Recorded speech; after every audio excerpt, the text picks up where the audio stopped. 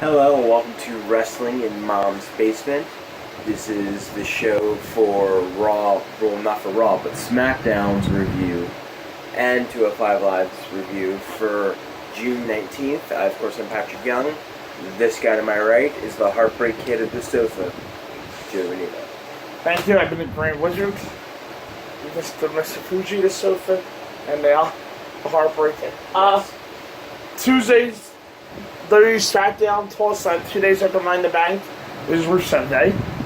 The show started a good amount of time for Lucha against AJ Styles for the WWE Championship at Extreme Rules. It looked as if Dylan Bryan was trying to jump out of that opportunity, but it was Rusev in the end, who was the last man standing in Toledo, Ohio, and a surprising move. Rusev won a gold match on Tuesday, claimed the rights to face the champion next review. The Sighting and Fish episode also over fans when I talk about beyond that. The Bludgeon Brothers held tight to the SmackDown Tag Team Championships. We got a tease of the Jeff Hardy and Nakamura United States Championship feud. Yeah, we did. Sanity stormed into the Blue Brain, and to reunite Carmel and James Ellsworth further antagonize Asuka. And that kicked things off. Carmel and James Ellsworth antagonize Asuka. Yeah, I thought it was another good promo for Carmella. She's really strong in promos. It's her one strength, if anything. And it's a great thing that she has Ellsworth back because he plays off her perfectly and he provides her a response from the crowd. I also did like what they did with the antagonizing Asuka, make the numbers game advantage a little bit more so eventually Asuka can triumph. Carmella deliver a promo straight off Alexa Bliss 2016 SmackDown playbook. Yeah. Which I think are Alexa's best promos on the main roster. I agree. So that's a compliment to Carmella. Her character work has been solid. I can't really say that. And she does the James on her side this week. And he can be a useful sidekick if handled well. And it was clear that the fans barely wanted to see Asuka tear James apart too. Yeah. And nothing else, this rivalry will give us that moment at some point. And that Becky Lynch defeated Billie Kay. I thought it was a very solid match from the two.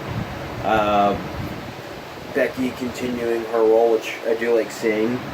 I wish they would do a little bit more with Iconic and match-wise, actually getting wins. However, they don't really have that person for them to pick up wins on SmackDown. So for the time being, it's fine. But just down the road, I do want to see more out of the Iconics. And Becky continue her role is fantastic. In a short match, Becky showed off flashes of the babyface fire that makes her so compelling. And this was a needed win for her bounce back from her disappointment in Money in the Bank. And WWE's smart to play up her desire for redemption. More spotlight on her, more ring time that she got here is a good start to Becky climbing back into that contention. Next, I'll lump the two together since they kind of go together. Jeff Hardy says Nakamura opened his eyes. Jeff Hardy brings back the Aaron Karasek Enigma, and Nakamura doesn't know who Jeff Hardy is, but Renee was going to let him know. Yeah, I'll start with Jeff's. I love the idea of bringing the face paint back for Jeff. It helps him stand out just a little bit more like he even needed it, but that's besides the point. I like the face paint being back. And hopefully it brings out, like last time in 2008, the face paint brings out a little bit more fierceness and aggression in Jeff Hardy as well. Like I said earlier, it reminded me of the promo that Colin Taker. Yeah. The first Rules match back in 2008. Yeah. And Nakamura playing it perfectly like Nakamura should. Just his own weird style. Right. And it was great. Renee antagonizing him about him forgetting English or what have you. Yeah. Or still playing it like that. And I thought that promo was definitely the more humorous of the two because the other one's not all that funny. Right. Or wasn't even trying to be. But Nakamura and Renee and promo, I don't think you can go wrong. No. The Jeff promo was a good point in the season of the United States Championship match. Feud. So it's to shut people up that the United States Championship hasn't been a main focus as of late. The face tape being brought back works. I did say this last week though.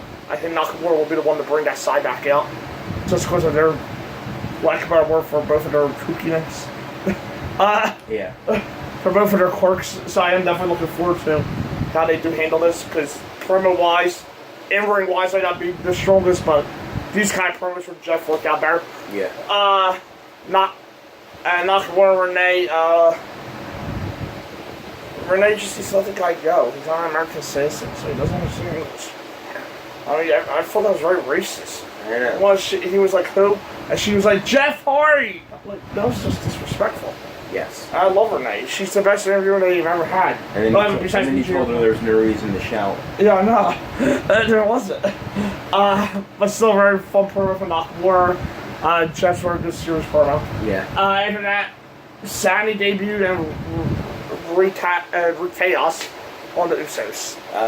I do like that they didn't give the match away, because Usos are an easy opponent they can have on pay-per-view for a good match. Right. And I thought it was a very destructive start for Sanity. Wish they had Nikki just to add a little something to them, but I think they had a good first step. Yeah, right at a traditional debut, Sanity out there for Chaos. That's a thing like kick things off for the NXT faction. And WWE wasted their time to create enemies for Eric Young and his crew, painting Sandy as a dangerous unit from the get-go. The beatdown could have been a little bit more emphatic and more to the point, but the idea was good. The absence of Nikki Cross makes the group feel incomplete, however, but I think they do have Nikki. Plus, the Usos have a woman too. Oh, yeah. That during the Bludgeon Brothers feud, Naomi was by the Usos' side. Exactly. So I won't be surprised to see Nikki add with Naomi to combat her. Next, the Bludgeon Brothers defeated Gallows and Anderson and retained the SmackDown World Tag Team Championships. But again, I didn't see their kickoff match with these two teams. However, I thought that this match actually showed off a great chemistry between the two sides. I like that it was a little bit more even, because I think we're at the point with the Bludgeon Brothers where I think they need to have a little bit more even fights. They need to go at least toe-to-toe with people, instead of just dominating everybody. I think that'll make much more interesting TV going forward, and I think this match sort of proves my point. I thought Anderson and Gallows did a great job. I want them to continue getting more shots at the tag team titles in the future, even if it's against the Bludgeon Brothers. And the Bludgeon Brothers started off their long night on a good foot with a good match. Yeah, it was a high-octane pace, so helmet don't expect a rematch. And engaged in whirlwind contest. Bludgeon Brothers were their usual wrecking ball selves, and Carl's near wins had a crowd buzzing. Yeah. Where the Bludgeon Brothers heading out, it's a little unclear, but I think they made that a little bit more clear during the main event. Yeah. Because a little bit, Sandy could challenge them eventually, though. But it would be better if a babyface squad knocked off the monsters out. Yeah. Regardless of how that shakes out, though, the tag team division has huge potential at SmackDown. The level of talent there is impressive, and it deserves to be a keystone for the brand in the summer and beyond. And the main event, Rusev defeated Daniel Bryan, Big E, The Miz, and Samoa Joe to become the one contender for AJ Styles at Extreme Rules. Yeah, in a gauntlet match. And a gauntlet match. Yeah, it was another fantastic gauntlet match from WWE. My match of the night. Yeah, my match of the night as well. Maybe my match of the week or something. I think it could easily be my match of the week. Yeah. Depends on what NXT. Sorry, it's a little weird, my fault. Well, NXT. You should do NXT in these reviews. What's SmackDown? It's my live. Sorry. Yeah. Jumped ahead of myself.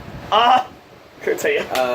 Well, I'm actually going to lean toward that, since it wasn't in Full Sail. I'm going to lean towards it's a 90% chance that was my match of the week. I just love that Bryan. Hey, don't sleep on the two matches that are happening on this on NXT. They're not your usual pre-taker matches. Fair enough. But still, I did like that Bryan started off the match as the underdog because it's Daniel Bryan. Him and Big E had a great first match to kick off the gauntlet. And then Joe steps in, pretty much puts a beat down on Bryan. Bryan somehow escapes that through having Samoa counted out. And then, surprise, surprise, the Bludgeon Brothers pop up and attack Daniel Bryan. Essentially before Daniel Bryan interrupted their exit on the way out, or he was on the way in, they were on the way out, and they sort of just stared at him. And then his music played again. He kept on doing the yes, and continued his entrance. So it's interesting to see what the Bludgeon Brothers are going to do with Bryan. Yeah. There is history there with the Wyatt family. Right. He was the one Wyatt that turned on everybody. Right. However, Miz capitalizes on the down Bryan. And it could be some of the symbols the Miz had him taken out. Exactly. It could be some of the symbols that too. Exactly. Yeah. Miz takes the advantage. It's Skull Crusher finale. Bryan's out of the gauntlet. And then it comes down to Rusev and Miz. And it ends up being a very happy Rusev day because Rusev is now the WWE #1 contender. I love that idea. I love Rusev getting that opportunity. His chants have been probably the most over thing in WWE this year. So I think he definitely deserves that spot. And I think he will have an excellent match with AJ. And I loved everything that else happened in the match. Let's set up different things. Should that main event over the multi-man match for the shot at Lesnar? I would say yes. Are you not interested in the multi-man match for the shot at Lesnar? Not really. Why?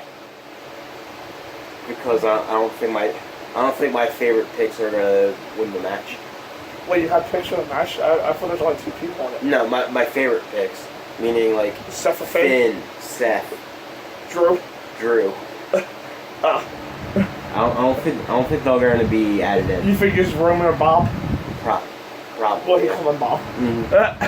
More than likely Roman. I would prefer Bob. I would definitely prefer Bob too. One match the goal was Daniel served as the heart of the throw over main event. The Big E versus Daniel portion alone is reason enough to tune in.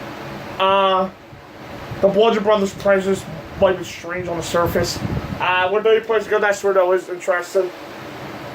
On paper, probably doesn't make sense for Bryan to feud the tag champs, but then again, it won't hurt the division either. Bryan's in it. That's a fact. The Miz gained big time heat by LeMay Daniel. The rivalry is ready to catch fire, and Rusev is a welcome choice as the winner. He's been increasingly popular, and he will give AJ a hell of a match. He's not likely a long-term resident of the WWE title seat, so fans should enjoy that while it lasts now. And on 205 Live, Drew Gulak defeated Lince Dorado. In a very solid match, Gulak has now officially beaten all 3 members of the Lucha House Party. I think he's the only one that's beaten all 3. Right, yeah. That's the story, yeah. Of his trio. Yeah, of his trio, whatever you want to call it. And I thought it was a very solid match. The scientific gentleman. There you go. The better scientific gentleman. There you go. Yeah, I thought the match. Again, I think I'd said it about 5 times, but I thought the match was very solid. Yeah, it was a solid match. I thought the match was a very solid match from like 86. Yes. Because the work. We gotta say it one more time for luck. 7. Because it was a very solid match. The work they did was very consistently good. Yes. Don't want to ruin the streak of 7. My favorite part of the match was when Drew was pulling Lindsay's mask. He told the ref he just wanted to see who was under there. Yeah. But yeah, Drew picked up the win and said some of the 3-on-3 or 6-man tag elimination match next Tuesday. Yeah. On 205 Live. Aired that TJP beat down Poor Soul, and he sent a message to Regal Page and Kurt to want to betray it. Yeah. Hopefully won the first two. Yeah, essentially it was a squash match. It wasn't even a match. Yeah. No, it wasn't actually a match. You're right. Yeah. So if he does get traded, hopefully he's one deal. Hopefully he's one deal to Yeah. SmackDown or NXT for his sake. Though, what I've been saying all along, I do want to see Gable until the final life. I'll be more than happy with that. But TJ won last on Raw. I'm sure of that. Leo Rush is making his debut next Tuesday, and in the main event, Hideo Time defeated Buddy Murphy and Mustafa Ali in triple threat. If there was a award to hand out for, I guess, miscongeniality for matches of the week or TV matches of the week, it would probably be this one before whatever happens on NXT. Had it not been for the Gauntlet match, this definitely would have been my match of the week. I thought all three guys went in there and tore the house down. Again, just unfortunately, the Gauntlet match just happened to be this week for SmackDown. So Yeah. that largely included Daniel Bryan. Right. Hideo was the right person to go over there because I want to have established wins already. So starring Hideo main eventer for the 205 Live brand. I do agree about the miscongeniality work. We'll be back on Thursday. Our NXT review includes the War Machine versus the Mighty and the War Machine. Warriors versus the Mighty. It seems like you just have to slip back into that indie name. At least I've seen them now. And Bianca Belair versus Evie. Yes. What, is she not Evie? She isn't. I'm a big fan of Evie. Have you ever seen a match where she was called Evie? She fought Nia as an enhancement talent in NXT. Oh, okay, fine. The Code Guy. That was on purpose, by the way. That wasn't a Freudian. That was a slip or nothing. Yeah. That was, right? On purpose. So I'm expecting my EST's best match yet. Yes. I'll do a Thursday along with TLC 2009 WrestleMania 7. Stars and Stripes, I believe, is the tagline for Pat. And Starrcade 1985. Don't know what the tagline is. Pat. Thank you. I don't know. There's a United States Championship match that everybody always talks about on there. It's Flair and Dusty, so that has something to do with them, I think. Hard times. Yeah, I think it's the... Hard times promo. I think this match sets up the Hard Times promo. Okay. Alright, well, there's that. So that'll be on Thursday. So we'll see you then. See you then.